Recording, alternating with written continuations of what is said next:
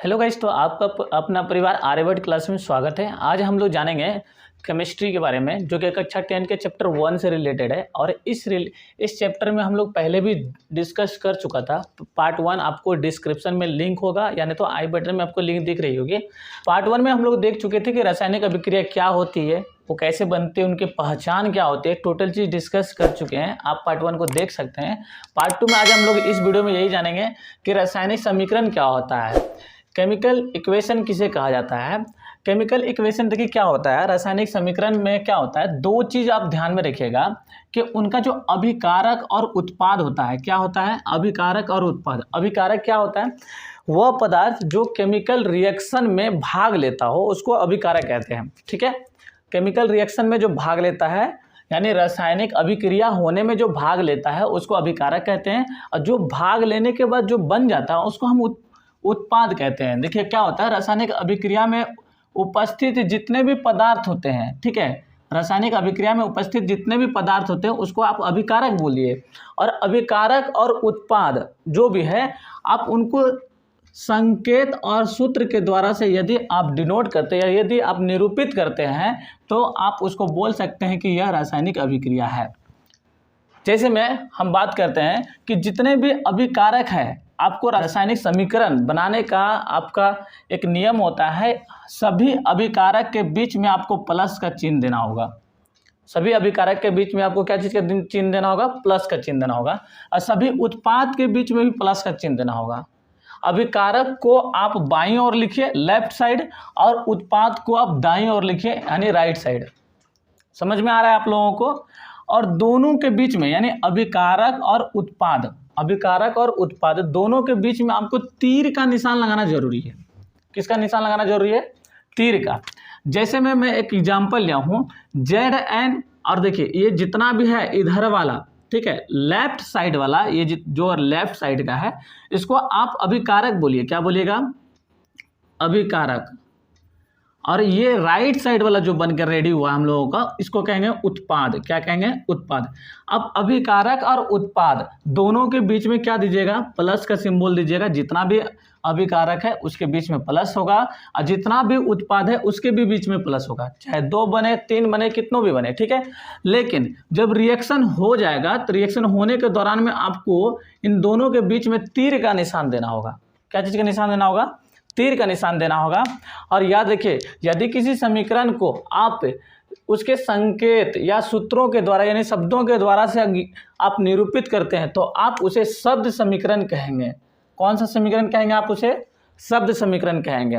वैसे रासायनिक समीकरण जो होता है कितना प्रकार का होता है, अभी हम 2 प्रकार के बारे में जानेंगे। कि इसका प्रकार जो होता है, एक संतुलित रासायनिक समीकरण। ठीक है, संतुलित रासायनिक समीकरण में क्या होता है, जो भी आपका अभिकारक है और उत्पाद है, अभिकारक और उत्पाद, अभिकारक और उत्पाद दोनों में जो होता है, उन दोनों में परमाणु की संख्या बराबर होना चाहिए।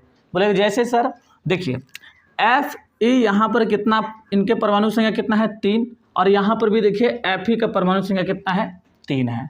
यहाँ पर देखिए हाइड्रोजन कितना है, 4 दूना 8 हाइड्रोजन है। तो यहाँ पर भी देखिए 4 दूना 8 हाइड्रोजन है। ठीक है, और देखिए ऑक्सीजन कितना है, यहाँ पर 4 ऑक्सीजन है, तो यहाँ पर भी 4 ऑक्सीजन है। ठीक है, जब अभिकारक और उत्पाद दोनों की परमाणु संख्या अगर सेम होता है तो आप उसको संतुलित रासायनिक समीकरण कह सकते हैं।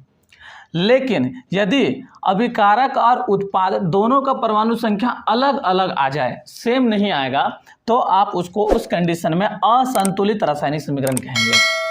ठीक है, जैसे में देखिए Zn यहाँ पर कितना है, जिंक यहाँ पर 1 है, तो यहाँ पर भी जिंक 1 है। ये तो समीकरण संतुलित है। आगे देखिए क्या होता है, इसमें हाइड्रोजन कितना है, 2 हाइड्रोजन है, लेकिन यहाँ पर हाइड्रोजन देखिए कितना है, 6 हाइड्रोजन है। इसीलिए क्या होता है, ये असंतुलित हो गया। क्या हो गया, ये असंतुलित हो गया। यहाँ पर देखिए SO4, यहाँ पर भी SO4 है, लेकिन हाइड्रोजन यहाँ पर सेम नहीं है, इसीलिए हम इसको क्या बोलेंगे, असंतुलित रासायनिक समीकरण बोलेंगे।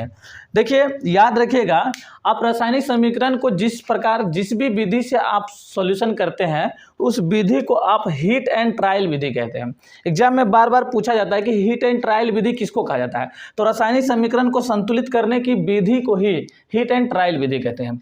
तो आगे हम लोग जानेंगे, और आगे क्या जानेंगे कि रासायनिक समीकरण जो होता है, रासायनिक अभिक्रिया कितना प्रकार का होता है, ठीक है, उनके बारे में डिटेल से हम लोग जानेंगे। तो चलिए अब जानते हैं हम लोग रासायनिक अभिक्रिया के बारे में। रासायनिक अभिक्रिया का प्रकार जब देखिएगा तो उसमें से कुछ मुख्य अभिक्रिया जैसे कि संयोजन अभिक्रिया होता है, वियोजन अभिक्रिया होता है, विस्थापन होता है, द्विविस्थापन अभिक्रिया होता है, ऊष्माक्षेपी अभिक्रिया होता है, ऊष्माशोषी अभिक्रिया होता है, फिर जाके उपचयन होता है, अपचयन होता है, और रेडॉक्स अभिक्रिया बहुत ज़्यादा इंपॉर्टेंट होता है कि किसी भी आप कंपटीशन का एग्जाम का तैयारी कर रहे हैं तो रेडॉक्स अभिक्रिया के बारे में बहुत ज़्यादा पूछा जाता है। वैसे आज हम लोग डिस्कस करेंगे सिर्फ संयोजन अभिक्रिया और जाके वियोजन अभिक्रिया के बारे में। उसके बाद कल हम डिस्कस करेंगे नेक्स्ट अभिक्रिया के बारे में जितना भी बचा हुआ है।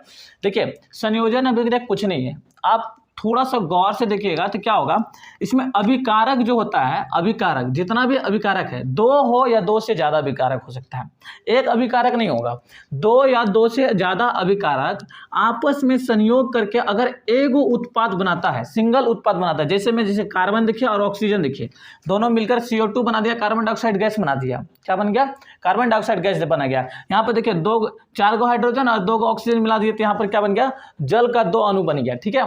तो ये हो गया हम लोगों का संयोजन अभिक्रिया। जब भी आप देखिएगा कि अभिकारक की संख्या ज्यादा है और उत्पाद का संख्या सिर्फ एक है तो समझ लीजिए वो संयोजन अभिक्रिया है। कौन सा अभिक्रिया है, संयोजन अभिक्रिया है। वियोजन में जस्ट उल्टा होता है। वियोजन में क्या होता है, इसमें एक वो अभिकारक होता है, जैसे में देखिए CaCO3, ठीक है, इसमें कितना अभिकारक है, एगो। जब आप इसको गर्म करते हैं, हीट देते हैं, जैसे हीट दीजिएगा तो CaO प्लस में CO2, ठीक है, ये CO2 कार्बन डाइऑक्साइड गैस बन के उड़ जाएगी, यानी डबल उत्पाद का निर्माण करेगा।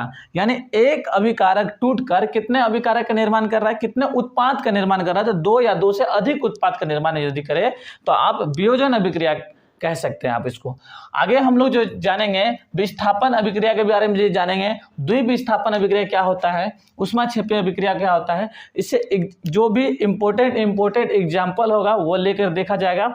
आप यदि किसी भी एग्जाम का तैयारी कर रहे हैं तो आपको रेडॉक्स अभिक्रिया के बारे में ज़्यादा पूछा जाता है, इसलिए आप क्लास 10th में हैं, लेकिन फिर भी आप इसको फ्यूचर्स को देखते हुए, मद्देनजर रखते हुए मैं आप लोगों को लिखाते जाऊंगा। आगे इसके बारे में बहुत ज़्यादा डिटेल से हम लोग पढ़ेंगे।